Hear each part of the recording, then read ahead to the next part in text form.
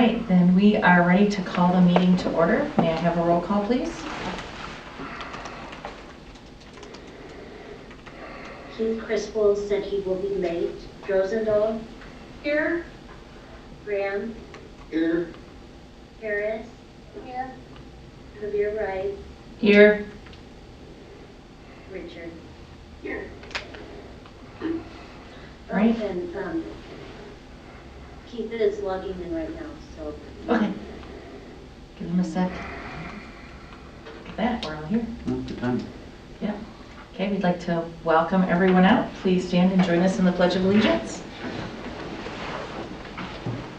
I pledge allegiance to the flag of the United States of America and to the republic for which it stands, one nation, under God, indivisible, with liberty and justice for all.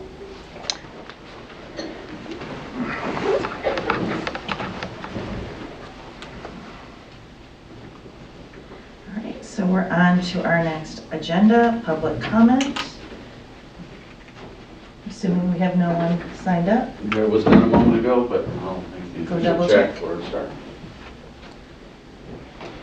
So Ken's just double checking because Annette is working remotely. And we're very grateful for that, Annette. On the board, I'm going to show up just to make a comment. Feel free. I won't be here anymore. You'll be on way for longer than me, dude. No, there's no public comment signed up. He is with. All right. Yes, I know you do. All right, so we're ready for approval of agenda. I move that we approve the agenda. Second. It's been moved and seconded. Any discussion? Hearing none, a vote, please. Crispell? Aye. Rosendahl? Graham? Aye. Harris? Aye. Javier Wright? Aye. Richard? Aye. Motion carries. We're on to the consent agenda. May I have a motion, please? I move that we approve the consent agenda. Second. It's been moved and seconded. Any discussion? Hearing none, a vote, please. Crispell? Aye. Rosendahl? Aye. Graham?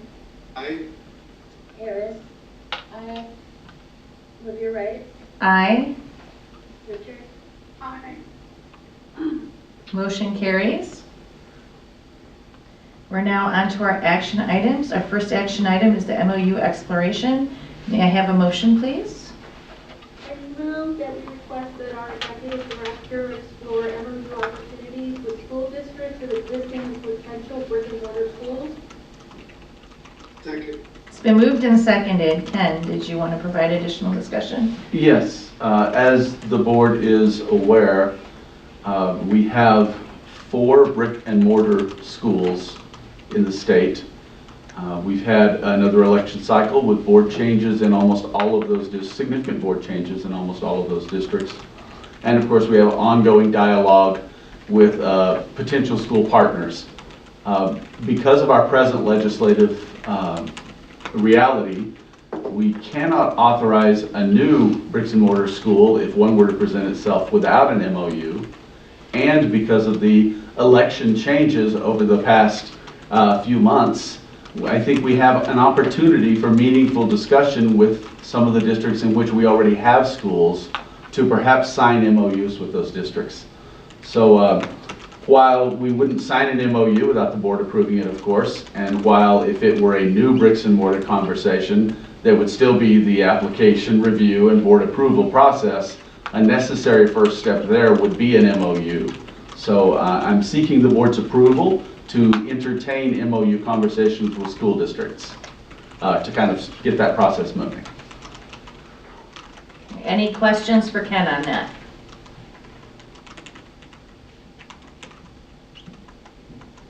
Okay, so I'm seeing no sign of questions, and I can't see the text window, so make sure you chime in verbally if you have a question, because I can't see the chats.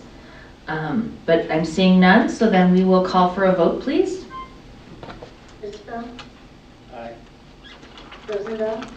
Aye. Graham? Aye. Aye. Olivia Wright? Aye. Richard? Aye. Motion carries. We're on to the amended budget. Annette, you had a presentation, and are we actually taking action on that? No. Do we want in- to table that? In her, I'll let Annette address it, but in her write-up there, she explains that we're going to need a special meeting, so I'll let her address it. Okay. So we don't have a motion actually either then, do we? Probably not. Okay. I requested that we have a special meeting at the last week of the month to approve the amended budget. Was not able to complete December financials. One, to update for budget going forward, and two, it had indications there may be a PPR change this month, which I'd like to include in the amended budget. Okay, so is everyone okay? We have to have it approved by the end of July. So basically, we're just asking, or end of January. You can tell I'm tired today. Right. We have to have it approved by the end of January, so we're gonna just need a quick special meeting where the only item will be the amended budget. So we're gonna be looking for at least a majority availability in that week. Is there anybody who's not available that last week of January? That works for me. It works for me too. Do we have to have a motion to have a special meeting or no? No, we don't. I can call one at any time. So any board member can request a special meeting. So we don't actually need that motion. And ultimately, it'll be better for us to do that offline so we can compare calendars, I think, rather than spending a whole bunch of time on this.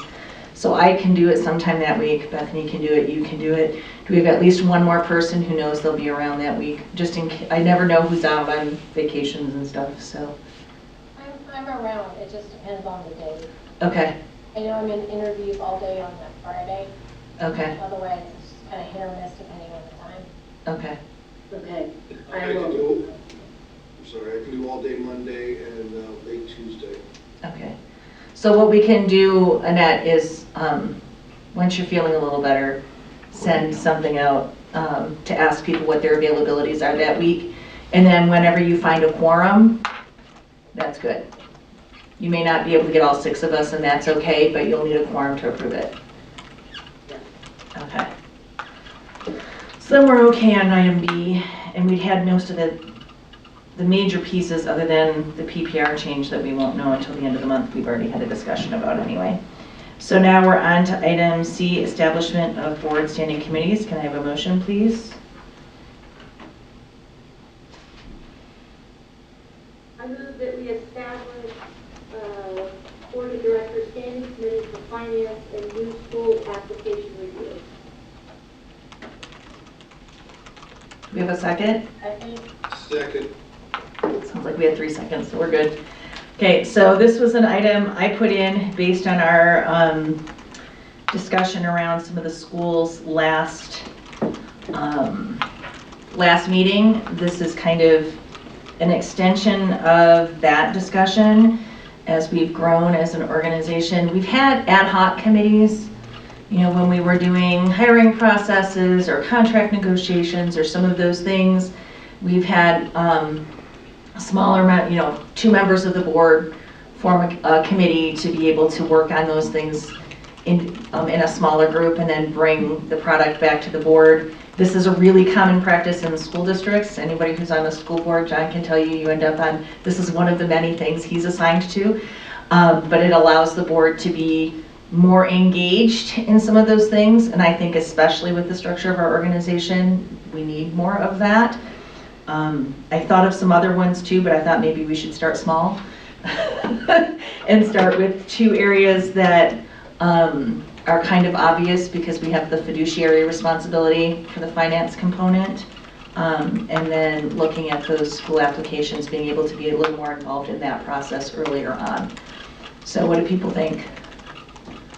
I'd like to hear from Ken about this. I guess I have some concerns about starting this process of breaking into committees without them having specific tasks like we did it before. I'm certainly not interested. I'm very, very confident in who we have managing and running our organization. And so, yeah, I'd like to hear from both Ken and Annette regarding this. Okay, well, I'll address the school one. I think it's important for the board to be aware of the schools that we're discussing and have the opportunity to dig into them a little. I have no issue with that at all. Whether it's ad hoc or a standing committee, I think is an interesting question, because we have historically tried to rope in a board member or two in the review process to create that same level of awareness and digging in. You could revive that to accomplish the same goal if we can get a couple of board members to say, yeah, I will do that occasionally. But one way or the other, it makes sense to me. Even if it's ad hoc, where you sit down and say, we have 3 applications, can we have a couple of board members volunteer to do an ad hoc committee for this board review cycle? You could do that instead of having it on a long-standing basis. But one way or the other, I'm entirely in favor of having board members aware of the schools we're discussing and kind of how they came to us and what the distinctions and uniquenesses are about these schools, why they're important.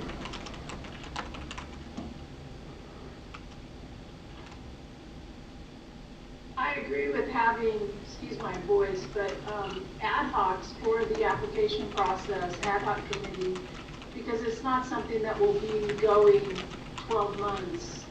It'll be kind of cyclical. And so having ad hoc groups or volunteers during that time, you know, I'd love to review applications, but I know that it wouldn't be something you're doing all the time. It would be cyclical. So as far as finance though, Ken, you and Annette keep a pretty good pulse on that and report monthly to the board. Do you feel like you want a finance committee meeting prior to, or what would that look like, and do you feel like it's necessary? I agree with Bethany. I really want to hear from Annette on that. Yeah, I will let Annette speak to that, but first I'll put in my own 2 cents, and that is, I think we have a fairly robust dialogue on finance, and of the 2 proposals, that one makes less sense to me than getting more board involvement in application review process, simply because we already have a fairly rich dialogue around finance. But that's the board's will. That's my 2 cents. Annette, how do you feel about it? I never feel like oversight or transparency is a problem. And so if the board chooses to go that way, I am for that. I do have to say that because we present the financials every month and that I do report through Ken as I'm preparing financials, there is that oversight. On the flip side, we're a fairly small organization, and you know, I'm a one-man show, I guess is what I'd say, as far as a financial department. We have been able to meet the requirements of our audit as far as internal control settings, but it would not concern me at all to have a board member oversight. Let me say though that I am the treasurer of the board, I believe, has that function. Yeah, that's all true. I have to say now that, you know, thinking about this, then the idea of a standing committee really doesn't sit very well with me. I like the idea of ad hoc very much. I like the idea of letting our staff definitely ask, and certainly we can form those on our own without the staff. But to have a standing committee, it almost seems to subdivide us. And so I would actually withdraw my motion for this action if that's necessary. But I'm more interested in ad hoc at this point. It keeps us fluid, we're small, and we can have conversations as we need to have them. Well, we're small, but we're not small. That's a part of my concern as I'm looking going forward. So districts have DACs, and they have a finance subcommittee on the DAC, and they have other groups that are just involved in some of the discussions, and there's a couple of things it does. One is it gets people more involved and engaged in what's happening, and they get a better depth of understanding. So like when we're talking about some of these oddities in terms of financing schools. So I don't have any concerns about books. That's not what I'm saying about finance, but school finance is pretty complex, and how we're trying to work around it is pretty complex too. And the more people who have a better understanding of the roadblocks we're running into, the better. Excuse me. And we're not, as a board, we don't spend the level of time in a meeting with the 6 of us to fully get that, nor do the 6 of us necessarily have that talent pool, right? There are some people who are really good at thinking through some of those problems creatively. There are some people who are good at thinking through some educational solutions creatively. There are some people who are good at relational stuff more creatively and seeing kind of the layers and complexities of what the external relationships are that we have to maintain. And leveraging some of that to build some more depth of understanding and to recognize we're now 5,000 students. That makes us actually, or 4,000, and growing, right? We're getting to the point that we're larger than many school districts. And I'm not saying I don't want the bureaucracy of those school districts, but I think we need some other ways to engage and to start being a little bit more involved in developing that depth of understanding and engagement. And these are 2 areas that the majority of districts have something. I would say the schools we're working on year round because it's all we do. Yeah, So and we'll always copy you on the applications. Yeah. I think we've only failed to do that once, and it's because the application was messy, but we gave you the Right. tailored feedback. But there's all kinds of conversations and cultivating going on in that process. As you said, some of them have been going on for a year and a half, right? Exactly. But board knowledge of what those kinds of things are is slim until the very end. And so starting to build some of that depth can only help the organization work better and can help anticipate potential barriers that we run into better, because it widens the group of people who have information and widens the ways in which you can get feedback. I very much like the idea of be involved and engaged. I don't like the idea, one, of mimicking districts. We've actually, something that makes us very unique, a unique talent pool. I like the idea of leveraging that. So what other ideas could we entertain or think about or table this so that we can come up with a more creative, more innovative way of going about this versus just mimicking what a traditional district does? Are there any requirements that a standing committee has to meet X number of times, or that? No, that's totally determined by the board that establishes the committees. So you would basically, so if you have a standing committee, it could be the group gets together and says, you know what, let's sit down every 2 months and just be able to talk about some of this stuff. And so like for the finance one, it would actually give Annette other people to ping some things off of, right? Which could be a good resource for her at some point. And for the school committee, the same thing. It could be, well, during the time when you have lots of things going on, they meet more frequently. When we don't have as much going on, they meet less frequently. But if you're looking at it from the perspective of using talent pool, right? We have a couple of people who are education specific, who that's kind of their bailiwick.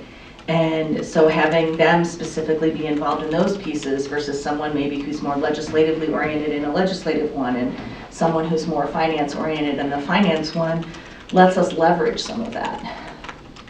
Well before we're getting to the presentation, because like Chelsea's had all kinds of really great ideas for people really late in the process, that had they accessed that information creatively earlier, could have even helped them with their application, for example. But there's nothing stopping the staff from reaching out to us to have conversations with us. No, I just think that when it's more formalized, it ends up on people's calendars and it becomes easier to do.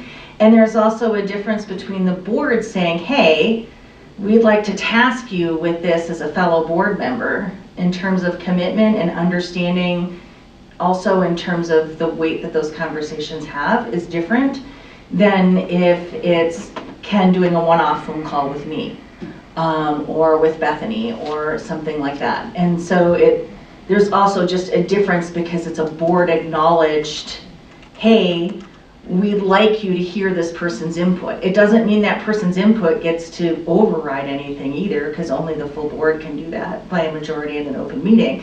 But it allows more of that information sharing. And accessing some of that creativity we have as a talent pool on the board itself. So it's looking at strategically how do we start providing, leveraging some of that and providing some of that support as we grow larger. And there are things that you could potentially grow into eventually, including other people besides board members on it if you wanted to. So eventually you could end up with parent representatives from some of our schools or administrative representatives from some of our schools involved in some of them. Or so you could build that community connection. And building that community connection by having people engaged and having a role is key to building support in all arenas. I'm not sure if I, you know what I'm trying to say on that piece. It's all really good conversation, Marie, but I guess before I want to move forward with this, because now you've even expanded it to inviting, people just from the community. I guess I'd like a lot more structure around it because it could definitely impact us in many ways. Oh, well, exactly. That's why I wouldn't start there. I'm saying you can start with just being board members, but then think about, I love the idea. I do. Mm-hmm. I love the idea of figuring out a creative way to maximize not only our own talent pool, but talent outside. But to move forward with this without a little more definition and structure around it, I'm definitely not comfortable with it. I think I'd like to move to table it until we have a little more definition around it. Bethany, if I may? Yeah. John Graham, I believe that what you're asking for would come after the board says, yes, let's have these committees. And then you would further define your charter or whatever it is that you need to do to define the committee. What I do in P49 for whatever kind of committee there is, it's going to be different for how you guys do. So this is just the board want to have these committees, and I believe it's actually 2 to start. And then if they are approved by the board, and I still believe that the board should vote, then you can then determine what kind of detail you want of those committees. Maybe you want the financial committee to meet twice a year. That's up to the whole board together to decide. But we first should decide whether we want the committees before we then do the details for them. Yeah, it seems very bureaucratic to me to ask for something and then set goals later. I think we're much more dynamic in the group for that. It sounds like. I would argue the other direction though. Running schools. But I would argue the other direction. I would say that if you establish the subcommittee and you say what 2 board members are willing to serve on that subcommittee, and you let them work to figure out with, so if it's finance with Annette, if it's schools, maybe Kendra and Ken, what would be most beneficial to start with in the beginning, and define what's going to be most helpful to them and most useful of the board time and talent that they're offering. You're really letting them come up with how that's going to work best too. So you're giving it more freedom rather than you're giving their some freedom for it to be built by the people who are actually going to be involved with the employees, to make sure it ends up being supportive and additive rather than subtractive or detrimental. It sounds like we're creating a subdivision.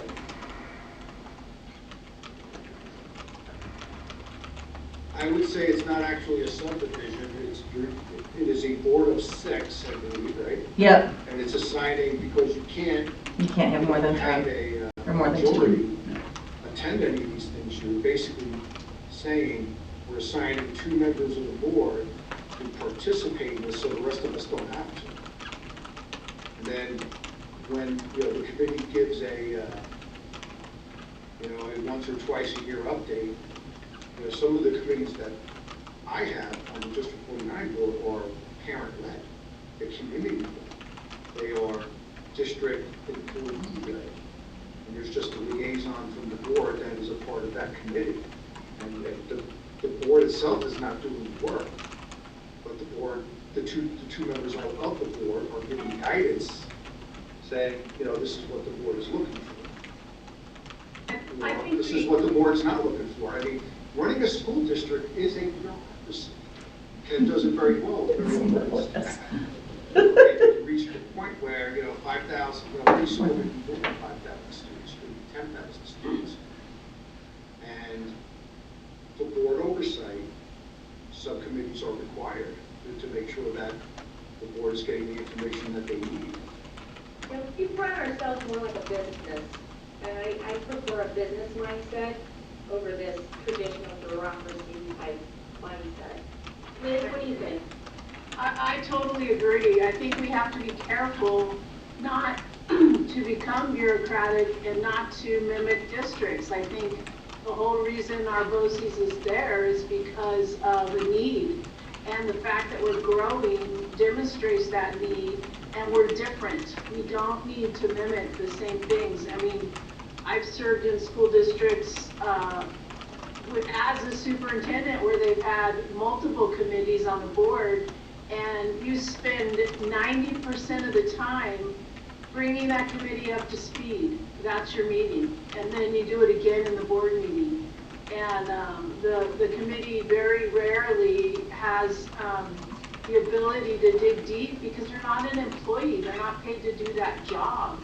And so rather than getting deep down in the operational piece in which we have really competent people in our BOCES, Annette and Ken, and then they bring reports to us. I don't know about the rest of you all, but I spent 2 hours studying that before I opened up the meeting tonight to make sure I had a good, solid understanding of the reports. If I have a question in financials, I'm going to reach out to Annette and ask them, or Ken.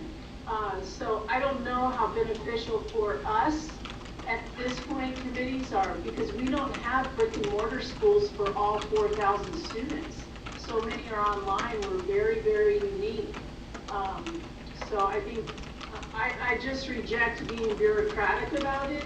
I think we operate well. We have good business sense. We have to know and understand school finance, but we don't have to make it tedious. We have people who are paid to get down in the weeds and make sure they do it right. And if they don't do it right, it's not going to submit to CDE anyways. They're going to spend. Well, that's not even the finance part I would find interesting. The interesting part is like, how do you work through different financing chains? And oh, Brad's got something there. Brad, go on ahead. Brad has a comment. Yeah, I don't have a comment. I don't have an opinion on this, but I do want to note that there was a motion to table, so you probably ought to ask if there's a second and deal with that. Okay. Keep going forward if you want. I just want to say that we should vote on this regardless. So if there's a motion to table, I'm going to make a motion to put it back on so there's at least a vote. I don't care if it goes either way, but there should be a vote on whether we're going to do the committees or not. Well, I think we need to have more conversation. That's what I would table it. Okay, well, we had a motion to table. We didn't have a second. Do we have a second?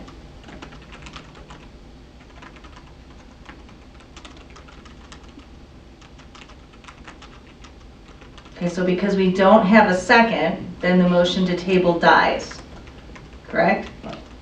Right. All right, so now we can either have further discussion at this point on the motion to set up committees, or we can call a vote.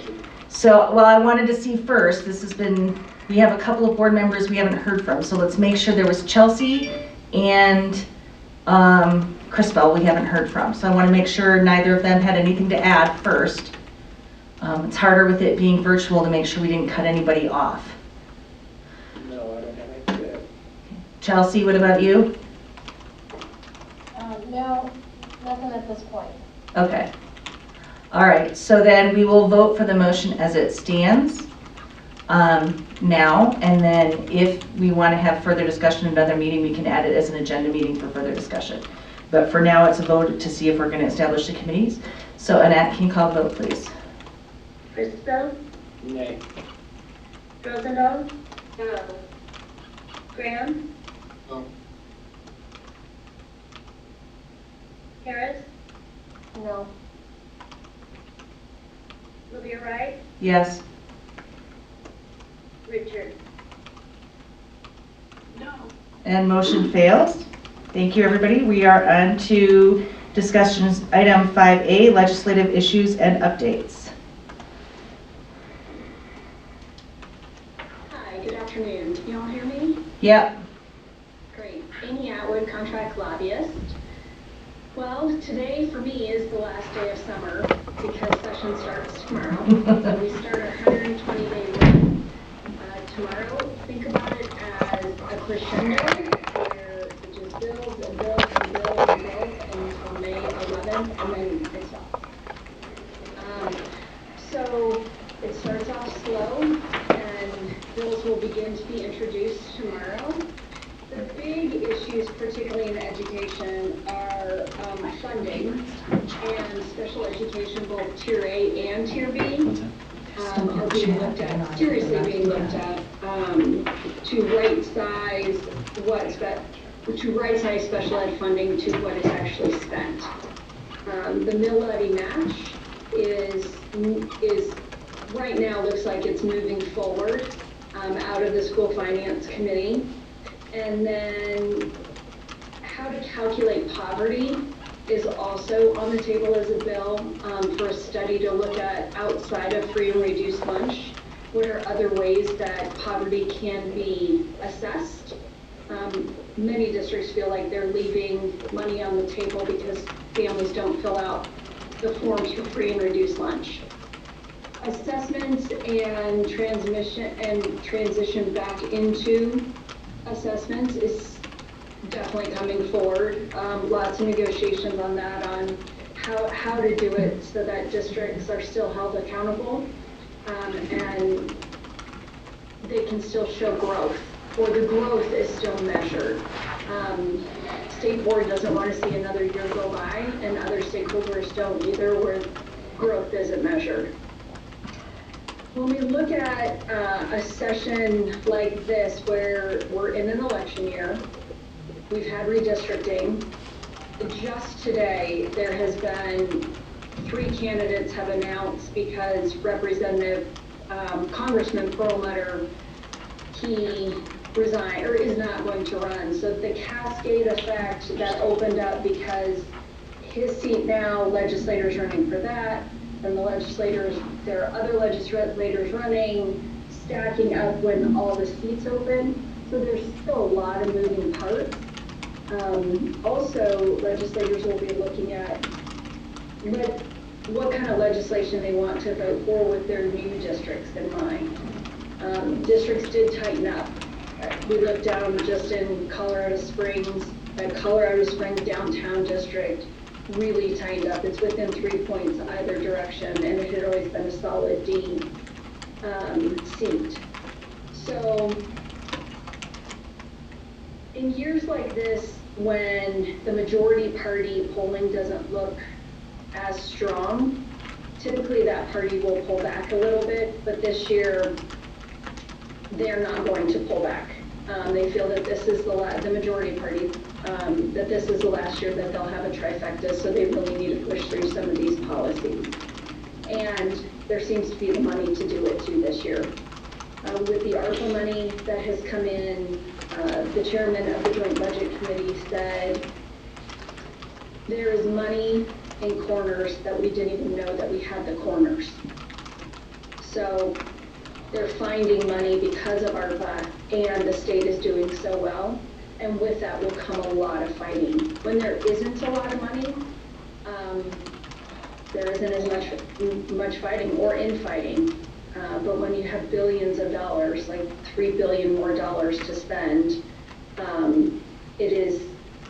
it's so hard to wrap your brain around where hundreds of millions of dollars are being spent in one bill. That's not transportation or healthcare, or education. So you'll be seeing a lot about that in the press, and it's going to be very, very, very political. It started today, well, on the political side, so in interviews. So it'll be a really interesting session.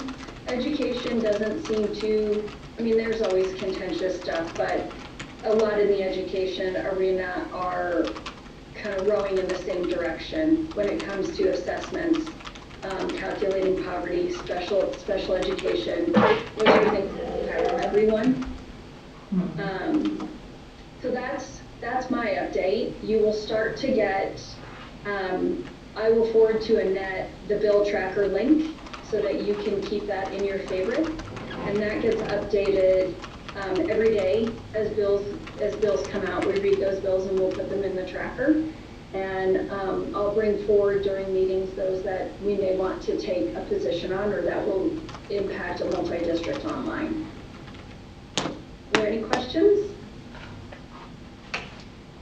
Not right now. Let the fun begin, right? Yeah, I have one. Go ahead, Ken. Amy, I would just also add, please make us aware of any bills that might affect our bricks and mortar as well, not just multi-district online. Absolutely. Does anybody else have any questions for Amy? Doesn't look like it. I can't tell as well. There's no like little hand raising thing. Yeah, we just have to speak out and then. Yeah, all right. Thank you, Amy. Thank you. School applications is next with Ken. You have in your packet separately 3 school applications, and these are the applications as submitted. There was some supplemental information. If we ask questions, you got a response back, we included that as well. The one, and I know it's scheduled for February, so I don't want the board to think I'm trying to push the conversation forward. I'm not, but I included the MyTech High application because in the last board meeting I promised to do that and give you a full month to review it as well. So it's included in here as well. I know it's not scheduled for discussion today. The other 2 are, let's take Williamsburg Online first. Williamsburg Learning is an online school that we did discuss in the retreat this summer.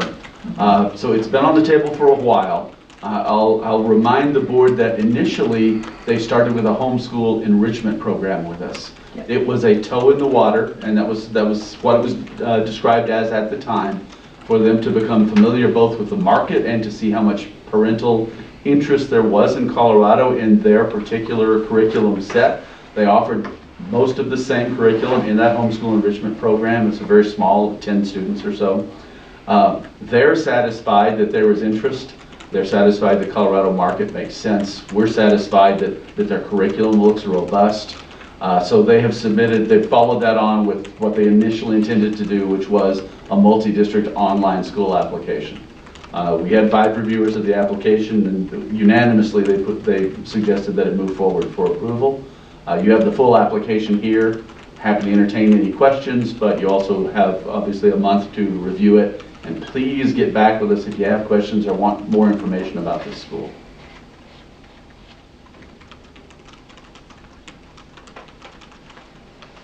Okay, the second application is a homeschool enrichment program suite. I want to be clear on that. There are 4 homeschool enrichment programs that are proposed by Global 8, which is Eric Donnell's group. He's already running 2 or 3 of these with Pueblo Classical Academy and the PSAS schools.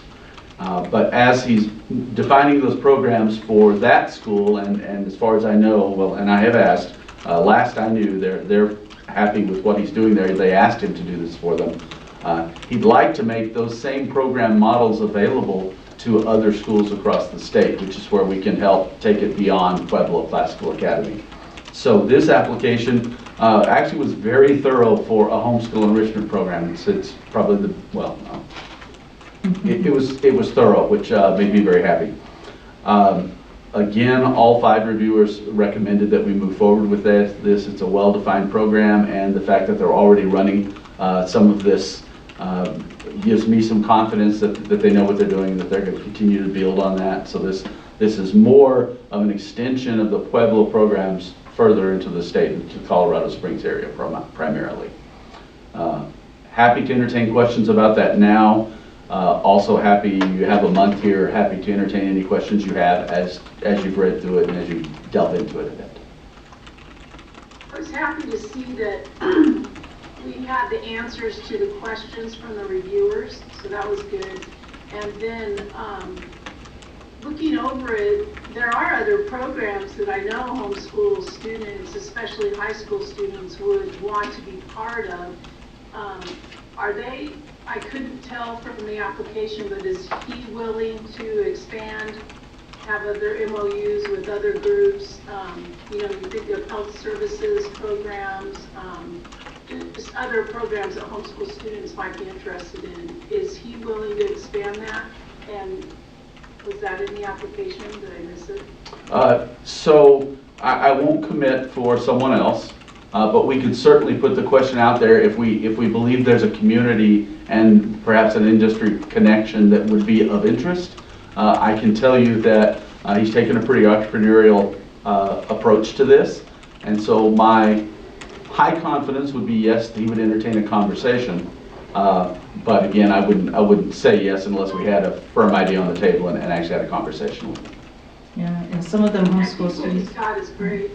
Thank you. And some things like the healthcare one, homeschool students can already access through school districts. 'Cause That's you right, can there are other take- ways. You know what I mean? Like, there are kids who go to Falcon High School for the health sciences one who aren't Falcon High students. Right? If they only attend that class, then it's within their homeschool realm, and they don't lose their homeschool status, but the programs are already established. So he might not want to put resource into duplicating. If there's something out there, he might want to hit the, you know what I mean, the market that isn't there yet first. There were a few listed under there that I couldn't find, like when I searched for them online. So I don't know if they are new, that he's creating as part of his work with us. That's his plan. There's only one, the Front Range Construction Academy, that's been around for the last 15 years or something. That was, I could find in that list. Okay, if you'd like, I'll find out exactly what each of them is in terms of if Pueblo's got it up and running or if they don't, and I'll get you that answer, Chelsea. Okay, awesome. I think the overall concern is if we're trying to be an incubator for new ideas, and this isn't just for this one application, just in general, how differentiated are these homeschool enrichment programs? Are we duplicating efforts? And is it a matter of format or something else that we need to be thinking about and trying to get folks to create and try out versus them just coming to us with ideas? So just something I've been thinking about as I was reading these the last couple months in terms of where's the initiative coming from. I think it continues to come from the community, which is great, filling those gaps, but if we're seeing things get a little repetitive, what do we want to see and ask them to do differently to incubate a new approach? If I may I respond to that? I was going to comment on that too. Ken, is it okay if I comment on that? Absolutely. Well, I think what I'm seeing with parents and homeschoolers and the environment right now is they're very hesitant for their personal reasons why they're homeschooling to go back into the public school that they feel and put their children there for whatever the program is, a technical program, any career program.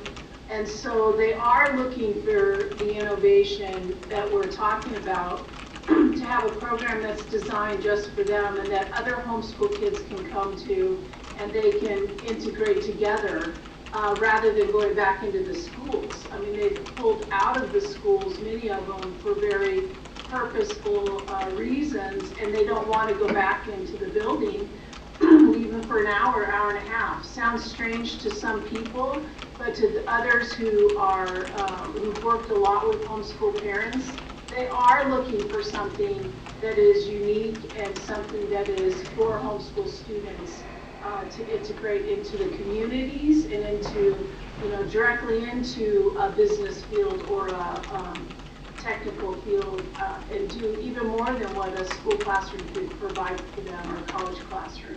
So I think it is innovative. I like his approach. I like his attitude that you could hear in the application. I think he did a really good job of giving the heartbeat of what they're trying to do for homeschool families. And I think we need to let them be innovative and allow it to even stay away from the public school classroom that they don't want to be part of right now. I can certainly understand that for many, many reasons right now, especially. So if I may respond to the other half of Chelsea's point, because you did couch it in kind of a question as well. I would wholeheartedly agree that we need to look for opportunity to encourage and welcome innovation. I would also say that we always need to be responsive to what communities and the parents actually want for their kids, because that's a central issue of choice. So I always hate the answer both, because I'm very focused on keeping your focus on exactly what you're doing. But the answer to that one, Chelsea, in my mind is we have to do both. We have to be a place that allows replication into new communities and new areas where parents don't have that choice available. And actually, the Global 8 Homeschool Enrichment Program is a good example of that. They've got some going in Pueblo. They're looking to make it available in new areas. I think that's great. I think we can be a facilitator there, and hopefully hopefully you would agree that's central to our mission. But also, where we can identify areas in communities where there might be some opportunity for something new, welcoming partners into that conversation, because we're not going to go create the schools and hire the employees and run those things ourselves, but welcoming partners into that conversation where we have founding teams that are capable of executing and enthusiastic about it. We should be seeding those ideas as well.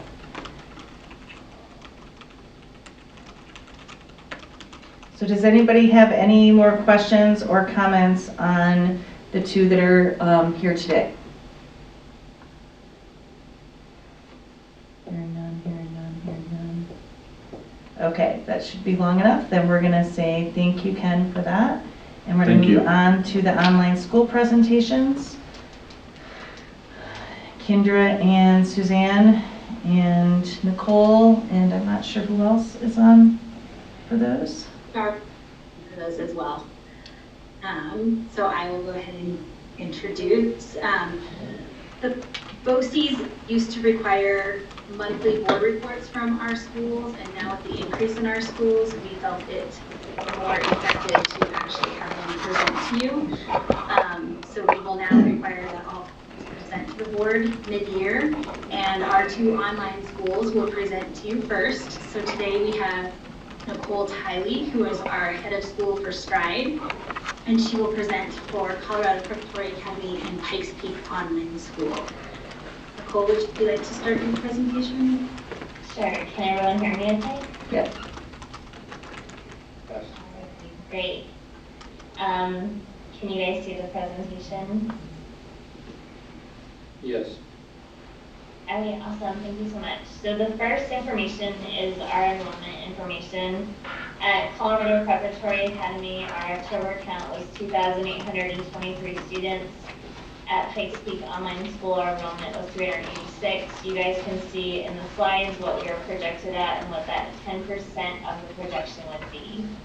When we looked at the reasons of why we think we missed our projections, is we didn't have enough students in our re-registration in the portal to meet our projection. And then at Pikes Peak Online School, when we did our enrollment projection, we didn't factor in that we graduate over 68% of our students. So it's a great thing that we graduated and had so many seniors, but that is one of the reasons why we didn't hit our projections because of our graduation.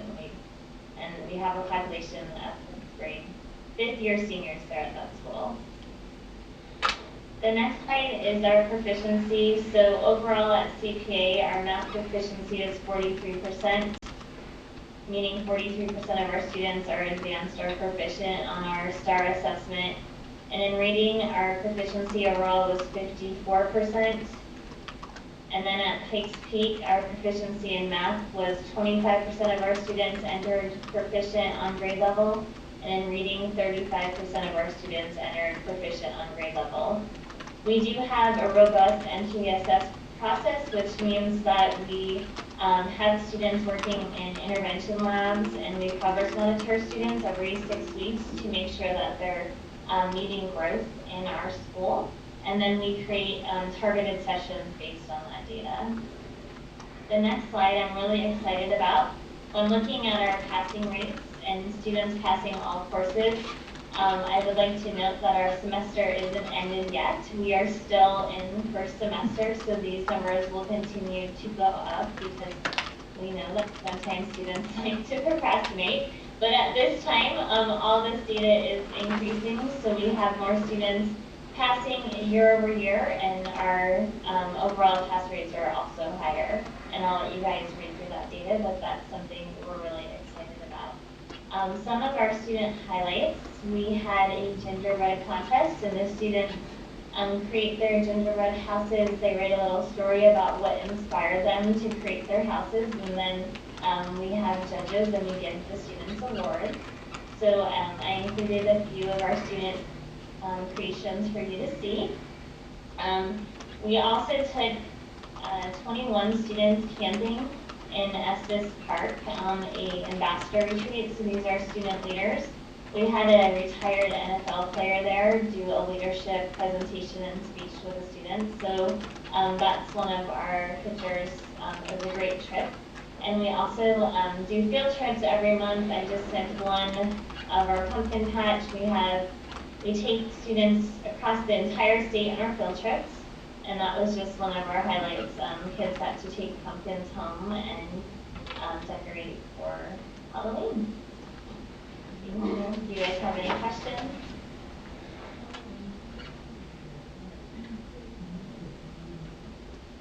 Thank you, Nicole. And next I have Darla Gardner, who is Head of School for Connections, and she will be presenting for our Colorado Subway Connections.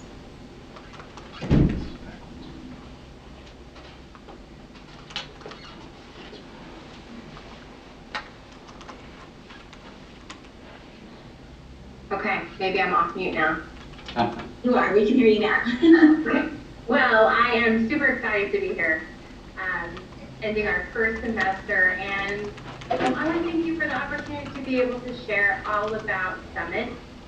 Our first semester ended on Friday. Today began our second semester. Very excited about that. We did start out our first year with 360 students. As of today, we have 380 students enrolled, and we're going to continue to enroll throughout the rest of this month to backfill for those students who withdrew first semester. Our 10-1 projection was 100 students. We ended up with 415, which it was challenging with our first year beginning to know exactly how many students are going to be enrolled, and especially with the ongoing pandemic. But we do have a projection marketing team right now working diligently to have our projection for next year in line. As far as our benchmark and proficiency scores, our benchmark participation in the fall was not where we wanted to be. However, we did celebrate that we were able to test 95% of our kindergarten through third grade students on their DIBELS assessment. We received some feedback from our staff. We had some meetings to collaborate and brainstorm to increase that participation. We've made some changes with our communication, where the winter benchmark that's coming up the first week of February. making sure that we're communicating the importance of that participation so that we have those scores. Any student that is not proficient on the benchmark assessment goes into a deep review to see if there's an academic need, and if there is, then we have a pretty robust MTSS process in place with very specific procedures, starting with a parent conference, SST meeting, just making sure that we are ensuring that that student is getting the academic support that they need to be successful.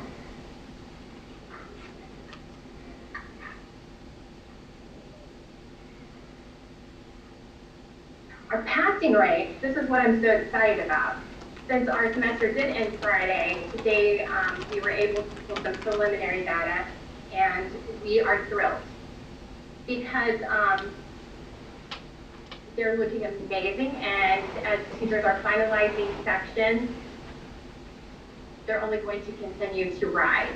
In kindergarten through 5th grade, our goal, our overall goal is 95% passing. And here's a celebration, 90%, 97% of our students in K-5 are passing all of their first semester courses. In middle school, our goal is 85%, and we hit 87.7% as of today. And in high school, these are not passing for our students. So the bar is pretty high. And our high school goal is 80%, and they were at 83%. As we're finalizing courses. So that certainly is a celebration among our staff. We finishing with a really strong first semester, and we're confident that our second semester is going to be even more successful. Here are some highlights from first semester. We did not have any in-person events first semester. We are going to have in-person events this semester, which again we're celebrating and excited about. But we did work very hard to engage our students virtually. We have virtual senior parties every month. We have virtual field trips. This picture is one of NASA, and there's our students in the little boxes on the right. Our students were able to attend the White House and the Smithsonian, the aquarium, lots of virtual board games, lots of show and tell activities, our student celebrations, and live lessons.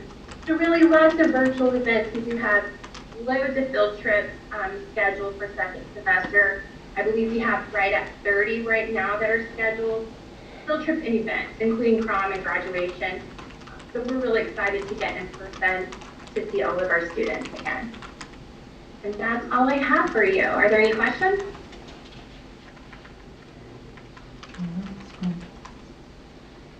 Not seeing any questions, but thank you. Thank you.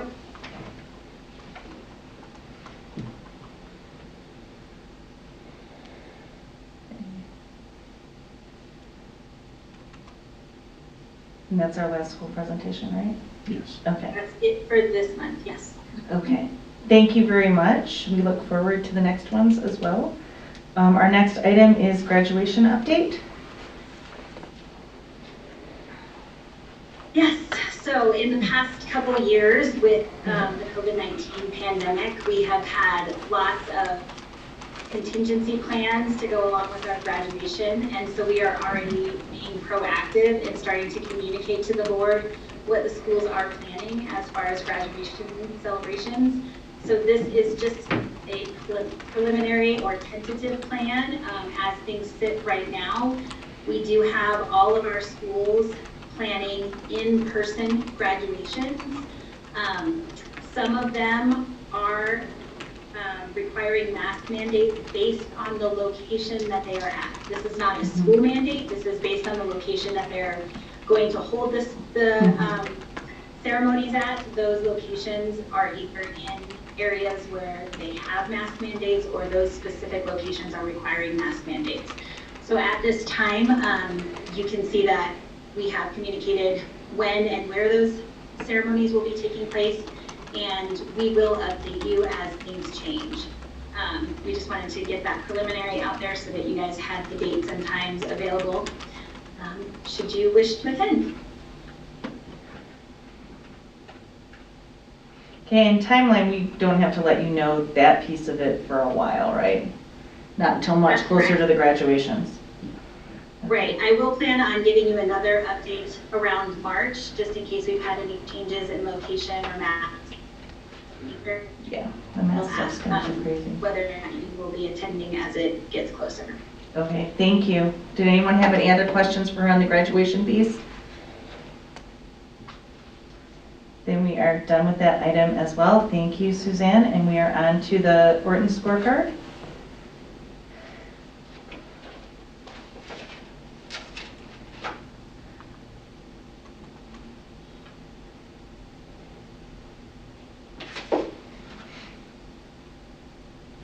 Ken, this is Kendra. I can't see in the office. Is Jen in the office? No.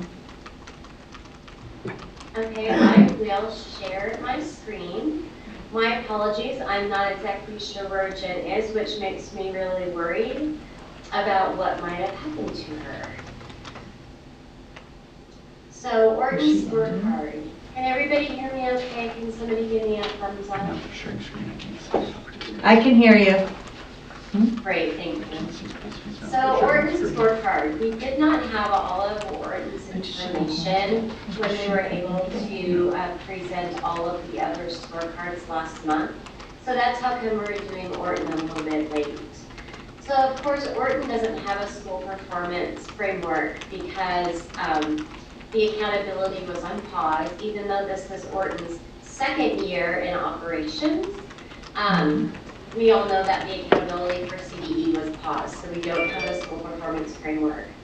The individual passing rate for Orton Academy is 100% at this time, so that's absolutely fantastic.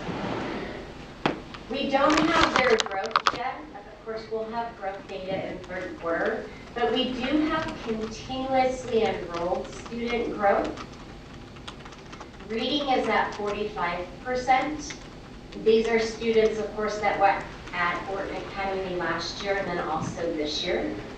So reading's 45% and math is 39%. We weren't able to get a writing growth for continuously enrolled students for you because they changed their rubric.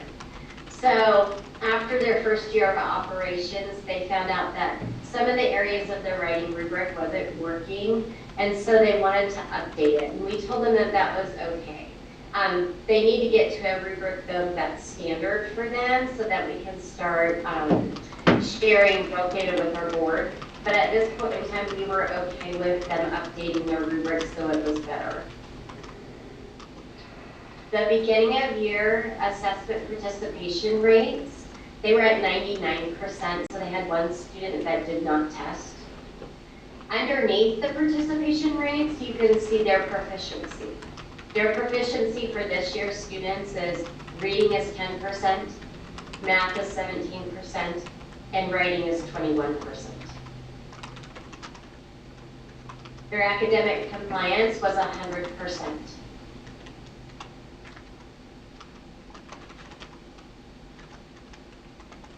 Financial area, they had one item that was late, so they were marked down in the financial area.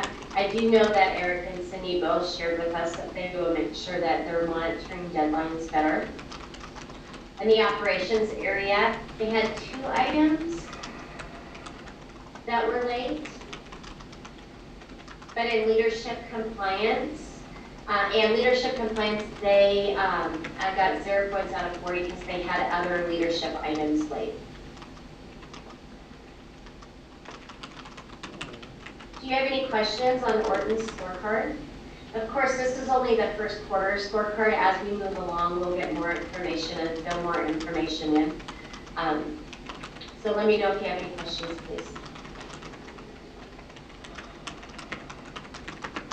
Kendra, I think I want to address a little here, if you don't mind. Thank you.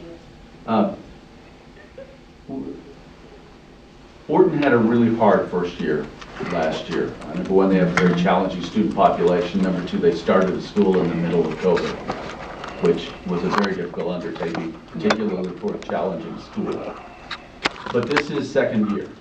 And although they've had some leadership changes and some transition that has probably piled on to their pile of challenges, We are watching Wharton fairly closely this year because we're expecting that leadership should be able to establish a higher performance for this school, and our expectation is that leadership will establish a higher performance for this school in the very near term. I will tell you that the UIP, or the improvement categories, I shouldn't say UIP, it's not UIP yet, the improvement categories for this year after the first site visit, they have undertaken a significant number of them and shortened that list by quite a bit in this first half of the year. But they still have a significant way to go.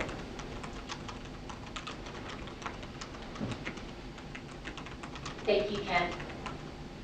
Okay, any further questions on this one? What assessments are they using? Are they using similar to our other schools? They use STAR, and then they also use DIBELS.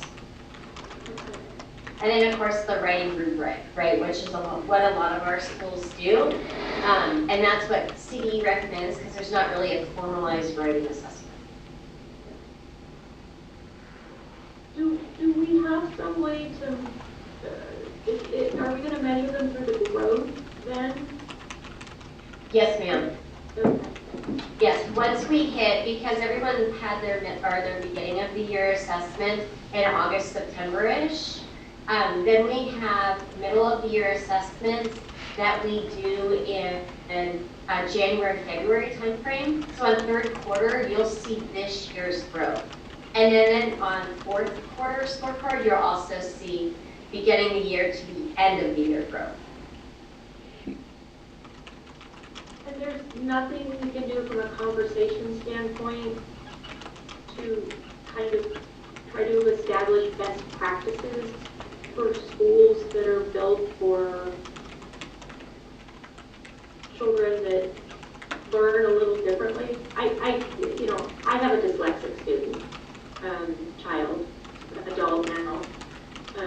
I'm dyslexic, and it's hard for me to not say there's not better practices out there for measurement. I'm unaware. I know that they monitor students that are in their Orton-Gillingham program extensively, but that's just reading. So they needed to have a benchmark that gave growth not only in reading but in math and then also writing. So they did pick STAR because that also shows growth. But yes, on an operational level, that they are monitoring students' progress. Like every single day, students have their Orton-Gillingham reading class, and so they monitor their reading progress. It's just not on the scorecard. Okay. Well, and it'll be interesting to see too, because if you look at the academic for continuously improved students, so students who were with them for a full year, 45% made a full year of growth in a year, 1+ year, and every single student who's there is a student who traditionally would have made significantly less than that. So there's some, and that's with the year of lots of interruption because of COVID. So I think you're going to start seeing some different things as they're looking at some of those pieces. We just have to give them a little bit of time on that part. Right. You know, the bigger pieces that I see, and they're yellow, and we have schools that are red in that academic category that are green everywhere else. And I think where we're seeing some things is those leadership pieces and finance and operations pieces organizationally, we need those to come up. So I think that's in some ways your bigger red flag right now, even than what that academic score is, because those aren't that far off of what I see in some of our other schools. For continuous students. Right, for kids who are continuous. And that's really the reason we put that in there, is that's important, right? That shows us what that school is doing. And for 45% of students who are known to fit the dyslexic profile to have made at least a year of growth in reading during a COVID year is actually pretty significant, I think, as a parent of 2 dyslexics myself. who I've never seen a full year plus growth in traditional schools without being in a sped classroom. So I think there's some pieces of that we're going to have to kind of wait and see, because our academic score isn't the one that we have to make sure all of those other pieces have to be there for them to be able to continue to do that academic piece too. That's exactly right. Yeah, okay. Thank you, Ken, for working with them. Is there anything, are there any other resources? Is there anything else as a board that we can do? I can't put a specific ask out right now. I will tell you that they're getting a significant amount of our attention as it is appropriate, because I think they've got the largest challenges right now. That they're getting a lot of interaction from us, they're getting a lot of support in areas that we can identify where they can get support, and also we're setting some fairly specific milestones with them to make certain that they're addressing some of the challenges that they have. And that population often will also have computational math deficits as well. That's a common co-occurrence with dyslexia. Higher level math. Yeah. Many people with dyslexia do really well on memorizing the multiplication tables, not so much. Live that life all the time. All right, any other further questions on this one? Thank you, everyone, and I look forward to seeing their next scorecard to see some of those improvements. So we are then now on to board reports. Those are only if anyone has any questions on them. Did anybody have any questions on the board report submitted? All right, then we are ready for a motion to adjourn. I move we adjourn. Second. It's been moved and seconded, so we are adjourned at 5:42. Thank you, everybody. Thank you, everyone. Thank you. And I'll take these. Yeah, no, but the bigger problem is the other piece, right? Right. Okay. Yeah, so the fundamental The recording has stopped. Yeah. Thank you. Just Yeah. waited for that. Right. The fundamental it's issue this. is, right, this won't persist if this doesn't get fixed. Correct. That's- Correct, because this can't, you It's a- can't support this. Right. But this is, right, because I'm like, that's not so bad of a color for a first year. No, actually, and I This want to be piece is careful, not- right? right. They've had some significant challenges in getting a school started. It's not that they're not doing a pretty good job with the Right. kids, they are. Right, But but, administratively, they've got a long way to go. And Right. part of it is because of the challenges of very small enrollment, and in a COVID year with leadership change, enrollment went down instead of up, and they needed it to go up to be stable. So now they're in a real challenge setting. yeah, and Mike moved, so he's not directly Well, that's supporting, part of the right? leadership change. So, I would put out a call To be frank with you. to see if anybody has those educate shirts in Good for us. red. he isn't micromanaging. I don't know where to put that out.